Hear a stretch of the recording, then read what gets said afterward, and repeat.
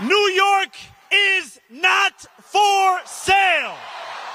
New York বিক্রির জন্য নয়, এই বক্তব্য সামনে রেখে জোহরান মামদানি তার শেষ মেয়র ইলেকশনের বক্তব্য রাখলেন। প্রতিদ্বন্দ্বী কুয়োমোর দিকে কটাক্ষ বাক্য ছুড়ে দিয়ে বলেন, আমাদের কথার আওয়াজ আজ এত জোরে হোক যেন অ্যান্ড্রু কুয়োমোর তার মাসিক ভাড়া $8,000 অ্যাপার্টমেন্ট থেকে শুনতে পায়। মেয়র নির্বাচনের শেষ প্রচারণায় এই আক্রমণাত্মক মন্তব্যের মাধ্যমে ডেমোক্রেটিক প্রার্থী জোহরান মামদানি নিউ ইয়র্ক সিটির অর্থনৈতিক বৈষম্যের দিকে মনোযোগ আকর্ষণ করেন।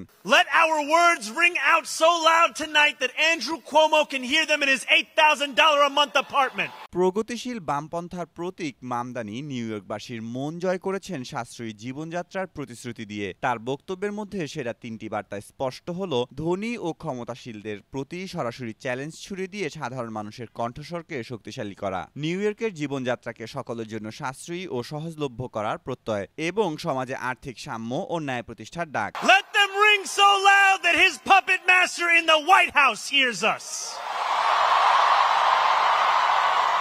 এই নির্বাচনে তার মূল ইশতেহারগুলোর মধ্যে রয়েছে ভাড়াটেদের জন্য ভাড়া ফ্রিজ, যা শহরের 1 মিলিয়ন ভাড়া নিয়ন্ত্রিত অ্যাপার্টমেন্টের ভাড়া স্থিতিশীল রাখবে, সিটি ওয়াইড ফ্রি বাস চালু করা এবং ইউনিভার্সাল চাইল্ড কেয়ার নিশ্চিত করা। মূলত আর্থিক সাশ্রয় ও সামাজিক সুবিধা বৃদ্ধিতে এই উন্নতির প্রত্যাশা রাখছেন।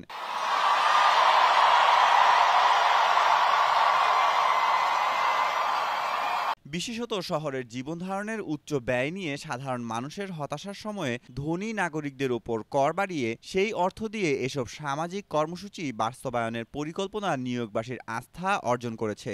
এই নির্বাচন নিউ ইয়র্কের প্রগতিশীল রাজনীতির এক নতুন দিগন্ত খুলে দিয়েছে। Let them ring so loud so that he can hear us even if he's in Westchester this evening. এদিকে ফোর্বস ম্যাগাজিনে প্রকাশ পেয়েছে একের পর এক চেক বই সই করে যাচ্ছে উচ্চবিত্তরা মামদানিকে দমিয়ে রাখতে।